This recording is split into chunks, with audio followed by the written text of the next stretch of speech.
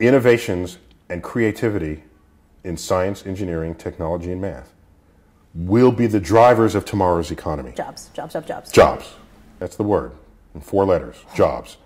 And if you are not a participant on that frontier, you will trail behind it and possibly get left behind entirely. Most American kids opt out of the harder math and science classes, as you know. So I think most people opt out of hard things. Many of those jobs that pay $60,000, $70,000, $80,000, you need a lot of calculus. You do. You need math. You do. You need science. And you need physics. Math needs better marketing. I don't know how to do it. Hire a marketing firm or something. There are people who say, I'll never need this math, these trig identities from 10th grade or 11th grade, or maybe you never learned them. Here's the catch.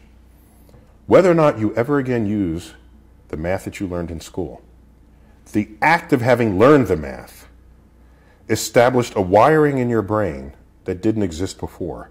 And it's the wiring in your brain that makes you the problem solver. Why did you become a scientist? Since age 9, the universe chose me in a first visit to the local planetarium, the Hayden Planetarium in New York City.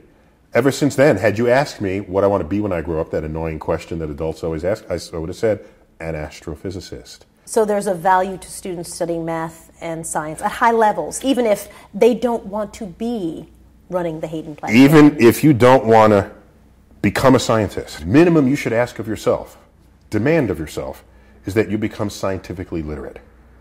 Better yet, scientifically literate and mathematically literate. Why? Because therein are the engines of problem solving in the world. How does that connect to jobs and the bottom line, which is money? Now you're valuable to an employer because companies want to innovate. And the companies that don't innovate, they wither on the vine.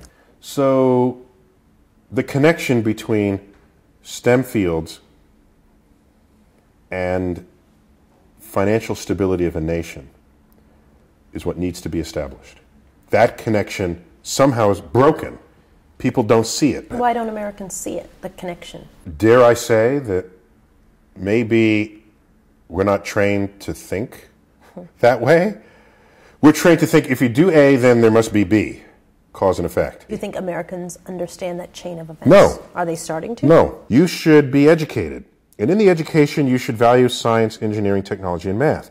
If you do so, you get to innovate and invent new industries, new economies. If you invent new economies, everybody has jobs tomorrow. That's a chain of events. That's not A equals B. You've got to go through 3 other variables to get to D.